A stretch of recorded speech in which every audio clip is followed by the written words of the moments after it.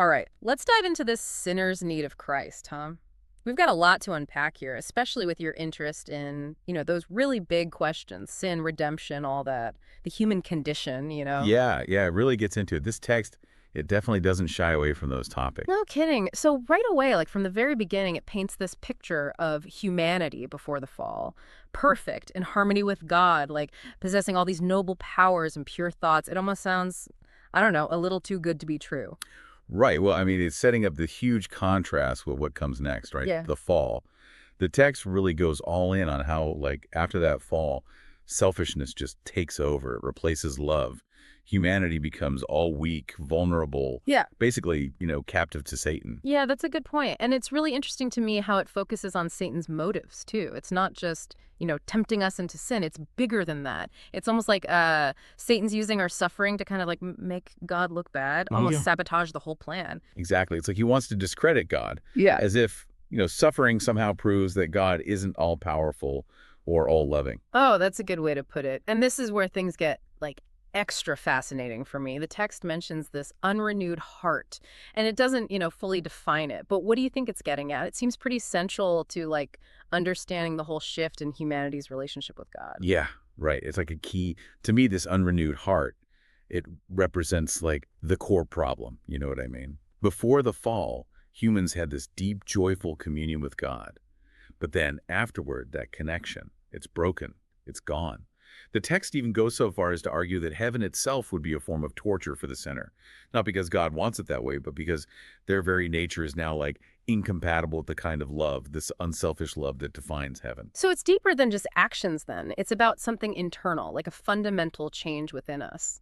Totally. It goes way beyond just like cleaning up our act. It's about our ability to experience joy, Hmm. to connect with God, to be in harmony with the divine. It's disrupted, like all messed up. Wow. That makes the imagery of the sinner shrinking from God's presence even more powerful. It's like they're trying to hide from the very source of light, the source of joy. And this leads to, well, the text's pretty bold statement about humanity's, well, inability to save itself. It even uses verses from Job and Romans to kind of like really drive that point home. Oh, it does. It does. It's like a straight up challenge to the idea that we can, pull ourselves up by our bootstraps. Education, culture, willpower, sure, they all have their place. But this text, it argues that ultimately they're not enough to change the heart. They're not enough to like really purify what it calls those inner springs of life. So you're saying like even our best efforts are kind of meaningless when it comes to escaping sin. I mean, where does that leave us then? Well, that's where we need something beyond ourselves, right? Something bigger. The text is arguing for a power that works from within, like a spiritual rebirth, Yeah. And that's where Christ comes in. Okay, I see. So it's setting up Christ's grace as this like the only thing powerful enough to really like revitalize the soul and draw it back to God, to holiness. Yeah, and this leads to a question that I think, it's worth really thinking about. What does it really mean to be born again? That's how the text puts it. It's not just about like being a good person or even trying to find like some inherent goodness that we already have inside us. Right, right. It's more than that. It's about like receiving a whole new heart, new motivations, a whole new way of seeing the world and where we fit in. It's about like perceiving the kingdom of God, Yeah. something the text implies that we are like totally blind to in our fallen state. That's a pretty radical concept, huh? But it also goes beyond just, acknowledging God's love or understanding the law's justice. The text uses Paul as an example. He knew the law was good, but he still felt like trapped by sin. Oh, totally. Paul's struggle is something I think a lot of people can relate to, even if they don't, share his exact beliefs. That cry for deliverance from sin, Mhm. that speaks to something so human, like that longing for purity, to be free from the things we know are holding us back. Yeah. And the text is saying we just can't do that on our own. We don't have the power. And that's why it brings in Jesus, the Lamb of God, which taketh away the sin of the world. Like it's offering us the solution to this very human problem. Right, okay. And then we get this really vivid image about Jacob's ladder. Mhm. Jacob fleeing home after deceiving Esau, full of guilt and fear, and he sees this ladder connecting earth and heaven, angels going up and down. I've always found that so fascinating. What do you think the text is trying to get across with that? Well, the ladder itself, it's like this powerful symbol, right? And to me, it's clearly representing Jesus. He becomes this like bridge Mm-hmm. between humanity and God. The only way to reconnect, after that connection was severed by sin. And it's so interesting how this ties into something Jesus himself says to Nathanael. He says, you will see heaven open and the angels of God ascending and descending upon the Son of Man.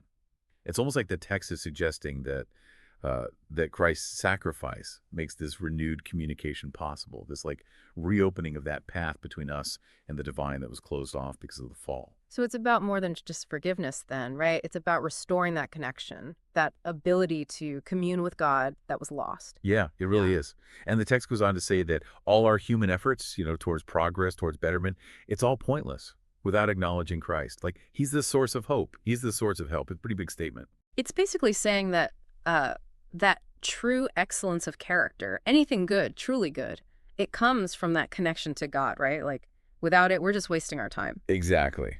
Without that connection, our efforts are like, I don't know, building on sand. We might make some progress, but it's all going to crumble in the end. That's a powerful image. And it makes you wonder, what the text is going to say about how we actually go about rebuilding that foundation. Well, that's a good question, and it's definitely something we'll delve into as we go further with this text. It's a journey, for sure, for us and for, the listener, too. Yeah, speaking of foundations, the text kind of takes an interesting turn here. It goes from, like, this pretty bleak picture of what humans can and can't do to, like, focusing on God's love for us. It's a huge shift. Yeah, for sure. It describes this love as, like, stronger than death. And the proof, the text argues, is that God sacrificed his own son, for our redemption to, like, buy us back. It really is amazing when you stop and really think about it. And the text doesn't, it doesn't just kind of gloss over this idea either. It really wants us to get it. Like, the sheer scale of what's happening, Christ's life, his death, even like his ongoing intercession, the angels working for us, the Holy Spirit pleading with us, God himself, like constantly working behind the scenes. And it's almost, I don't know, too much to wrap your head around sometimes. It is. It really is. It's humbling, to say the least. And I think that's the part of the point the text is making. It's urging us to recognize just how enormous this sacrifice is, to, like, really let it sink in and then to respond, to actually do something about it, to align ourselves with God's will. So it's not a passive thing, this love. It's like it requires something from us. Yeah, exactly. It's active. And the text makes it clear that, there are consequences if we just, like, reject this love. Talks about serving Satan and the path that leads to the destructive path. It doesn't try to soften the blow at all. Oh, no, it's very direct. So it's presenting a choice then. We either embrace God's mercy and, like, use the power that he's offering us, or we go down a very different path with, potentially bad results. Yeah, that's the dilemma. It lays it out, no question. It's a serious choice, with eternal consequences. And this leads into what I think is, like, the main call to action, the whole point. It's encouraging us, the listener, to really go after a relationship with God, to let ourselves be transformed, to be more like him, and then, to experience that joy of fellowship with him and with the angels. It's almost like a return to that, that pre-fall state we talked about, that harmony with God, but, like, even better now. It is, yeah, like a restoration, but, we understand it so much better now. There's that image again, the unrenewed heart. So much of this text seems to, like, really depend on that concept, but it never, like, actually defines it for us. What are your thoughts on that? Well, I think it's on purpose. Yeah. It wants us to think about it, to figure it out on our own. But if you look at the whole text, all of it together, I think it's saying that this unrenewed heart, it represents being separated from God, like a kind of spiritual blindness, we can't see things clearly. You're missing something important. Exactly. And the text argues that Christ is that missing piece. He's the key, to unlocking a deeper understanding, a true way of seeing things, including, like, the reality of God's love and where we belong in his plan. So it's not enough to just, know about God intellectually. No, it's about the heart, right? Oh. A change in, like, our whole being. Right. It's about moving from, darkness to light, separation to connection, from this state of, like, being unrenewed to renewal, to transformation. And I think that's really where the power of this text lies, in that idea. It's a lot, that's for sure. We've only just started, but even so, we've gotten into some pretty deep ideas. The fall, the fact that we can't save ourselves, the idea of Christ as a bridge to God, sin, God's love, the choices we face. I mean, there's so much to think about here. Oh, there is. It's a lot to unpack. And one of the things that I keep coming back to is that idea that that heaven would actually be like torment for someone who hasn't, repented, for the unrepentant sinner. It's a disturbing thought, isn't it? Yeah, it is. It really makes you think. Why would a place that's supposed to be, pure joy, why would it be agonizing for someone who's like rejected God's grace? What is it about heaven or about, someone who hasn't been redeemed? What would create that kind of like clash? Yeah. It is tough to wrap your head around. What is it about heaven or about us that would make that happen? It's a lot to think about for sure. It challenges everything we think we know about, like real happiness, about what it means to be fulfilled. If even paradise, would be unbearable for someone who isn't like fundamentally connected to God, then what does that tell us about sin? About, how it affects us, how it changes us. I mean, it seems like it's so much more than just breaking rules. It's about, like you said, a disconnect, a Yeah. separation from, from the source of everything, life and love. Yeah, and maybe that disconnect, it creates this like internal conflict, Hmm.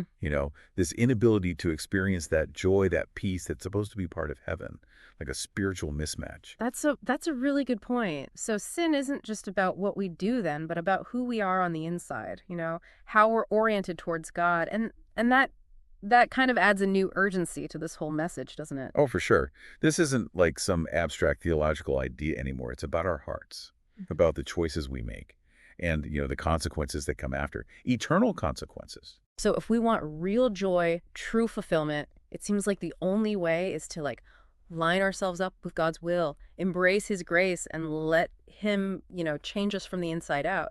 And that transformation, the text really emphasizes this. It's only possible because of Christ. He's the only way. He's the truth and the life. Wow. There is so much here. Oh, yeah, there really is. And I think the most important thing, is to just keep thinking about these questions, to keep looking for answers, to keep searching. Yeah, it's a lot, that's for sure. This deep dive, I don't know, it's like it's taken us from, how great humans could be all the way down to how broken we are and then like shown us a way back up to healing, to being whole again. And that way, like we've been talking about, it all comes back to Christ, right? The text says, like, he's the answer to the problem of sin. He's that bridge between us, broken as we are, and God who's, complete and whole. But it's not enough to just like agree with it, right? It's not just about saying, yeah, the text is right. It's got to be more than that. It seems like it's asking for something way deeper, like a real change in our hearts, you know? Absolutely. It's not just about knowing God. It's about experiencing him, letting his love and grace really, like, change us, Mhm. like, into our best selves, becoming more like Christ, living out his love, having that compassion for others. That makes me think about what we were saying before about heaven being this place of torment for, the sinner who hasn't repented. If that's true, then it's not about just dodging punishment, right? It's got to be about becoming the kind of people who can actually handle heaven, who can really be in God's presence and like enjoy it. That is a deep thought. It's like the text is saying that sin builds this wall, Hmm. creates a conflict inside of us that would even make paradise feel awful. Like it just wouldn't fit. It wouldn't work Yeah. until we fix that problem, that mismatch, real happiness, that deep fulfillment. It's just out of reach. That's a really strong image. So this unrenewed heart that the text keeps bringing up, it's not just about doing bad things, right? It's about like our whole state of being out of whack, out of sync with God, with reality. Yeah, I think it's a great way to put it. It's that disconnect, that separation from the source of everything, life, love, all of it. Like we're blind to it, spiritually blind. And until that's healed, until the heart is made new, we're just stuck, broken, going nowhere. And the text makes it clear that Christ is the way to get unstuck, right? Like his sacrifice, his love, his grace, those are the things that can break through that wall, bring us back to God. Exactly. It's not about earning our way back. No way. It's about letting go, surrendering to his love, letting him do the work in us, to transform us. It's about becoming new, like totally new creations, born again into a life with purpose, with meaning. So as we finish up this deep dive into, the sinner's need of Christ, I think the challenge for us, for everyone listening, is to really sit with these ideas, to think about them, about sin, about God's love for us, and how powerful Christ's sacrifice is, how it can really change us. Yeah, and to ask those hard questions, to really look inside and say, okay, what's going on in my heart? Am I living the way God wants me to? Am I open to letting him change me? Those are tough questions, but they're the ones that matter. They are. And maybe as we look for those answers, we'll find ourselves getting closer and closer to, to the source of life, to the source of love. That's what this text is all about.